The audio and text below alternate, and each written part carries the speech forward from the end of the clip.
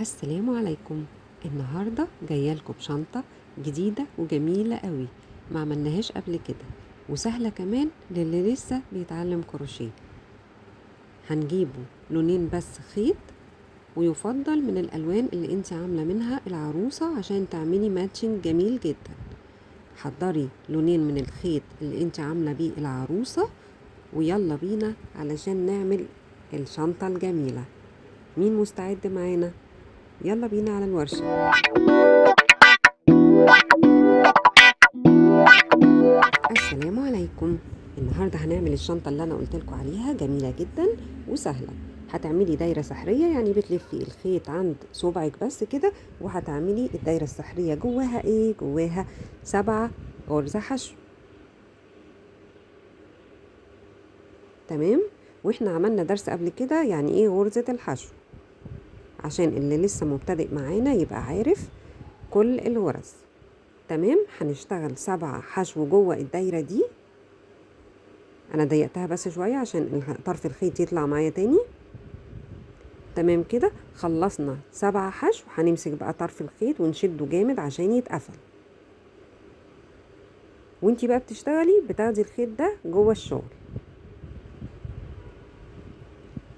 ال7 حشو دول هنشتغل ايه؟ هاخد الاول 1 سلسال ارتفاع، وهندير الشغل عشان احنا مش هناخدوها دايره، احنا هنروح ونيجي في ال7 بس. تمام. هعمل في كل غرزه هعمل فيها غرزه حشو.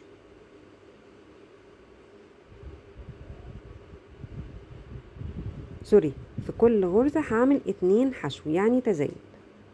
تمام. يعني ال7 اللي موجودين في الدايرة السحرية، كل واحدة فيهم هتشتغلي فيها 2 حشو في نفس الغرزة، عشان انا عايزة السطر ده يبقى معايا 14 غرزة حشو.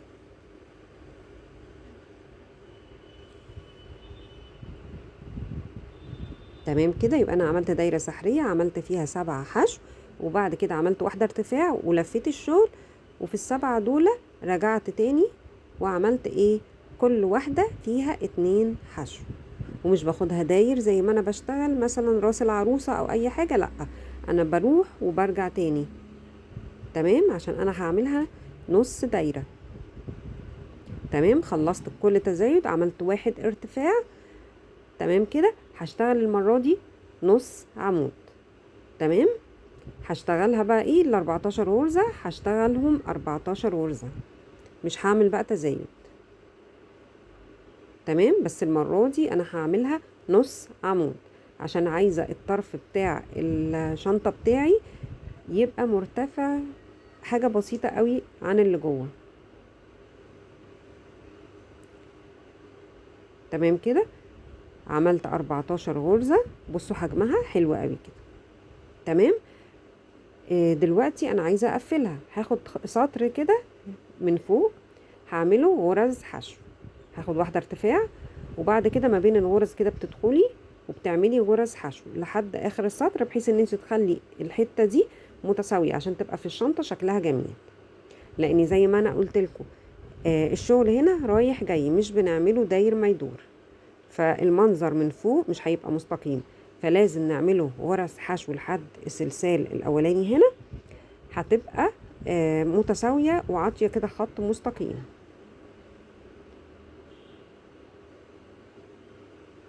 تمام. انا اشتغلت ايه؟ في كل حتة كده بتدخلي فيها تشتغلي 1 حشو، والفتلة دي بقى بتقصيها، مش هتعوزيها بقى خلاص، او بتدخليها في الشغل بإبرة التنظيف. تمام. بصوا بقت عاملة ازاي. انا عملت واحدة تانية منها طبعا بنفس المقاس عشان هنقفلهم مع بعض. تمام كده، انا اخدها روز فاتح. هشتغل بقى حاجة كده فيها، وهشتغل الايدين بالايه؟ بلون بتاع الشوز او البوت بتاعها اللي هو الموف الغامق. تمام. وناخد بالنا ان الوش بيبقى من بره والظهر في الاتنين يبقى من جوه. تمام كده. هنشتغل بقى ايه؟ غرزة التقفيل. لو عاوزة تخيطيها بالإبرة والخيط تمام، عايزة تعمليها زي كده تمام. بتدخلي في أول غرزة في القطعة دي، والغرزة برضو الأولى في القطعة اللي تحتيها. تمام. احنا بنشتغل في الغرزة الأخيرة دي. انا اخدت اهو اللون الموف الغامق، لون البوت بتاعها. هتاخدي الخيط وهتسحبي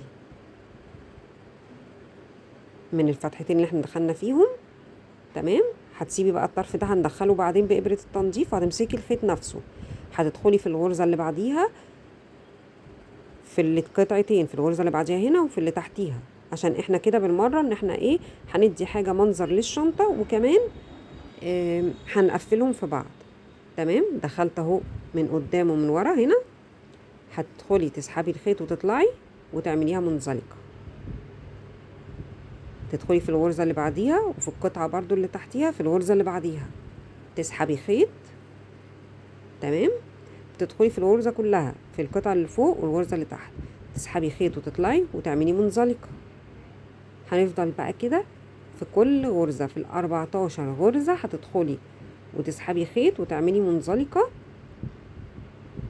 هتدي منظر حلو قوي، تبقى اللون روز افتح من الفستان، والخط ده هيكون بلون البوت بتاعها، بحيث ان انت تبقي عملتي ماتشنج كده ما بين الالوان في لبسها. تمام كده. كل غرزة هتدخلي في غرزة الحشو، وتدخلي في القطعة اللي بعديها اللي تحتيها، يعني تدخلي برضه في غرزة الحشو، تسحبي الخيط ويطلع معاكي كده لفوق، بعد كده تروحي عاملة منزلقة. هنفضل كده لحد ال14 غرزة.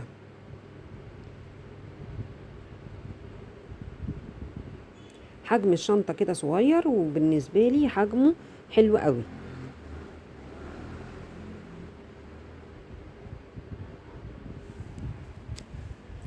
وعلى فكرة السطر الأخير اللي أنا عملته ثبات، اللي هو 12 نص عمود، انت ممكن تعمليها 14 نص عمود، انت ممكن تعمليها 14 حشو.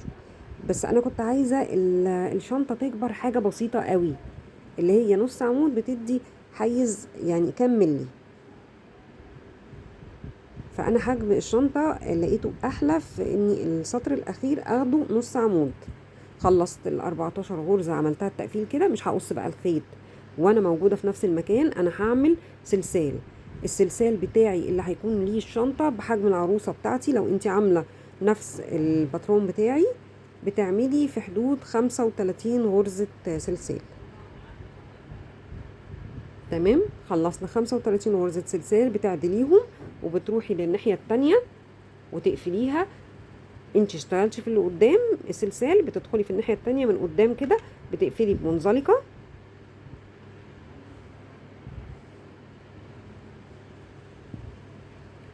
تمام. وهتدخلي في القطعة اللي ورا، هتدخلي برضو في الغرزة الأولانية دي، وتدخلي برضو تعملي منزلقة. بعد كده نيجي بقى عند ال35 سلسلة اللي أنا عاملاهم.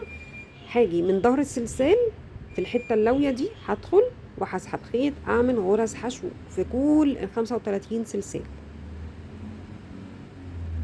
علشان يكون الحزام بتاع الشنطة شكله حلو. فأنا مش هاخده من الغرزة كده، لأ، أنا هقلب السلسال وهاخده في الغرزة اللي هي اخده قوس من الظهر، هدخل فيها وهشتغل فيها غرزة حشو. تمام كده. هعمل 35 غرزة حشو لحد ما اوصل للناحية التانية.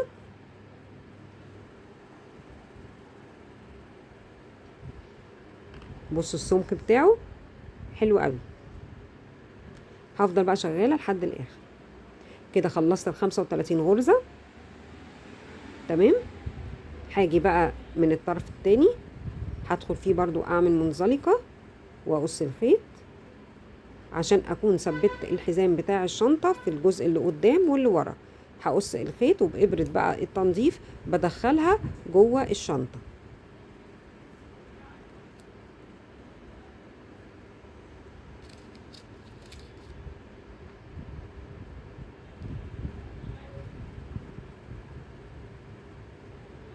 نلضم بس ايه الإبرة بتاعت التنظيف.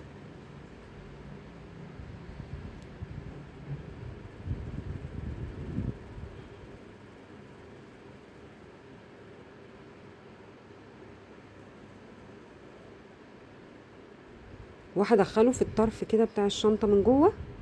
اخبي بقى الخيط اللي فاضل ده، وعشان تبقى ثابتة الايد ما تتفكش.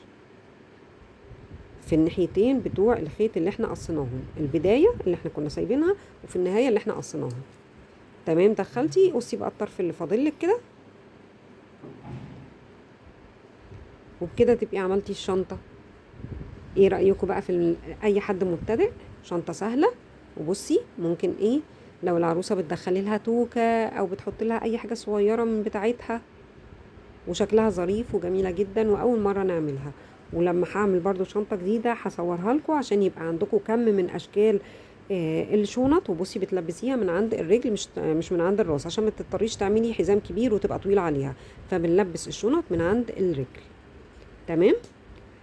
انا كده عملت لكم حصيله كتير من الشنط بتاعه العرايس، وكل ما هعمل شنطه جديده هصورها لكم برضو، بحيث ان يكون عندكم اشكال كتير قوي من الشنط. يا رب الفيديو يكون عجبكم، وشنطه سهله وجميله للمبتدئين، وغير المبتدئين يبقى عندكم افكار كتير للشنط. لو اول مره تشوفيني، لايك وكومنت، واللي لسه ما اشتركش سبسكرايب.